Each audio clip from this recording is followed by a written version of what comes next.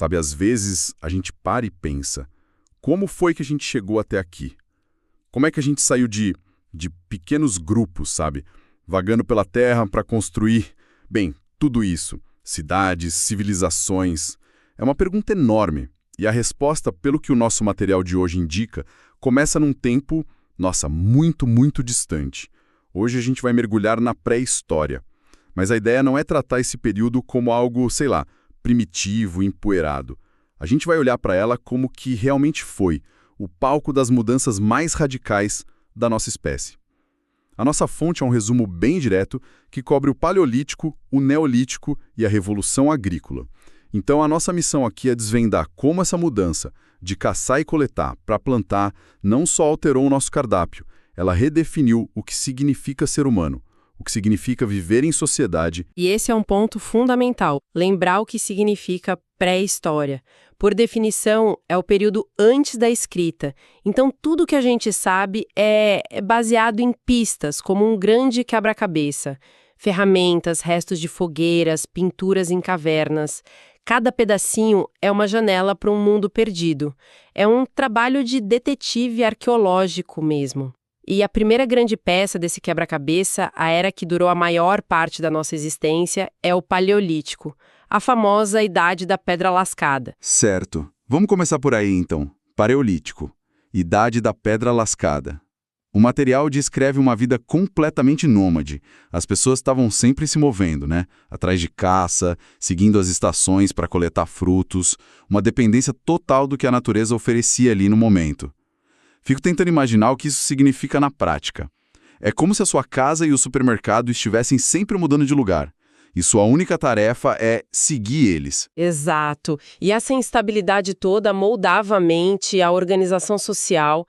O resumo aponta que eles viviam em pequenos grupos onde a cooperação não era uma escolha, era a única forma de sobreviver. A divisão de tarefas era simples, direta, focada na necessidade. E vale lembrar que este foi o período mais longo da nossa história. Uma era de adaptação lenta, mas crucial. E é aqui que a história fica muito interessante, porque o material destaca duas conquistas principais. Primeiro, a produção das primeiras ferramentas, feitas de pedra lascada, ossos, madeira. Não eram só pedras, né? Era a primeira vez que a vontade humana se estendia sobre a natureza. Sim, é uma revolução cognitiva. Olhar para uma pedra e enxergar ali dentro o potencial de uma faca, de uma ponta de lança, é o pensamento se tornando concreto. E a segunda conquista, que talvez seja ainda mais transformadora, o domínio do fogo. O que o material diz sobre o impacto disso? Vai muito além de só se aquecer, certo? Ah, nem de longe. O fascinante aqui é que o fogo significou mais do que só calor. Primeiro, proteção. Uma fogueira à noite é uma barreira contra predadores. Depois, a capacidade de cozinhar os alimentos, o que, nossa, pode ter tido impactos evolutivos gigantescos. E por fim, o fogo se torna um centro para a vida social, o lugar onde o grupo se reúne. E isso conecta com as pinturas rupestres, né? Que a fonte sugere que não eram só desenhos, poderiam ser rituais ou uma forma de comunicação. Exatamente. Elas nos dão um vislumbre da mente pré-histórica. Poderiam ser parte de rituais para garantir uma boa caçada, sabe? Ou até um jeito de ensinar os mais jovens, mapeando os territórios ou os animais da região.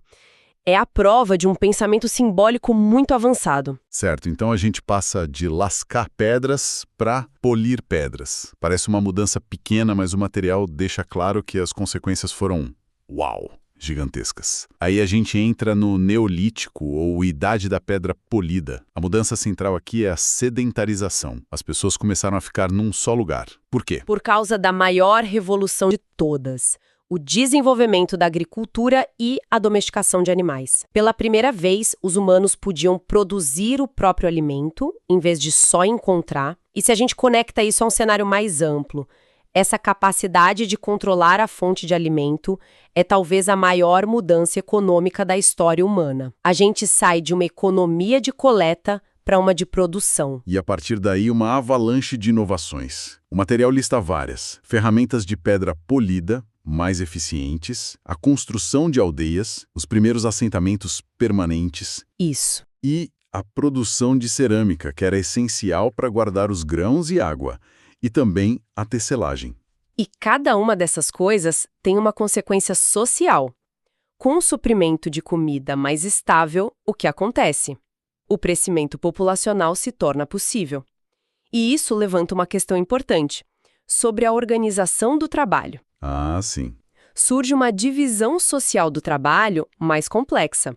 Nem todo mundo precisa mais caçar ou coletar o tempo todo. Exato. Alguns podem se especializar, fazer potes, construir casas. E aí surge um outro conceito que o material aponta como fundamental, a propriedade, que evoluiu de coletiva para privada. A ideia de isto é meu começa a se formar, ligada à terra que você cultiva, aos bens que você armazena. Então, o que tudo isso significa, no fim das contas, é que essa mudança não foi gradual. Foi uma revolução agrícola, como a fonte descreve, uma mudança completa de paradigma, de nômade para sedentário. Sim, e os impactos diretos dessa revolução são enormes. Primeiro, a produção de alimentos em maior escala leva ao armazenamento de excedentes. Pela primeira vez na história, havia sobra. E com a sobra você pode começar a trocar, né? Exatamente. Esse excedente permitiu as primeiras trocas comerciais. É o início da economia como a gente conhece. E o material lista as consequências de longo prazo. A formação de aldeias permanentes, que vão se tornando mais complexas. A diferenciação social, com papéis e status diferentes surgindo dentro da comunidade. E, por fim, a necessidade de gerenciar tudo isso. O excedente, a vida na aldeia, isso leva ao surgimento das primeiras lideranças. Sim, alguém precisa organizar a defesa, administrar os estoques, mediar conflitos. É o embrião do que um dia vai se tornar o Estado. Então, essa revolução é a base de tudo. Sem ela, a gente não teria cidades, governos, nada do que a gente chama de civilização. Concordo plenamente. A fonte deixa isso muito claro. A Revolução Agrícola foi a base para o surgimento das grandes civilizações antigas. Então, recapitulando essa jornada incrível que a gente fez.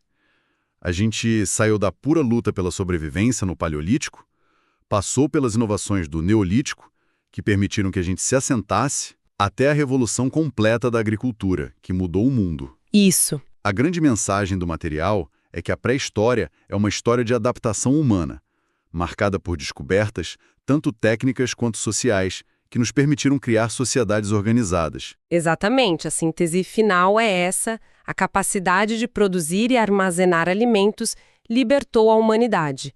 Libertou da necessidade de movimento constante. E essa liberdade permitiu o desenvolvimento de todo o resto. Novas tecnologias, estruturas sociais e, eventualmente, da própria civilização.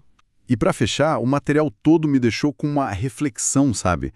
A fonte menciona o surgimento da propriedade privada como uma consequência da agricultura. Então fica a pergunta: como é que o simples ato de guardar um excedente de grãos, que deu origem à ideia de meu em oposição a nosso, como que isso pode ter moldado não apenas as primeiras hierarquias sociais, mas também as complexas estruturas de poder e desigualdade que a gente discute até hoje?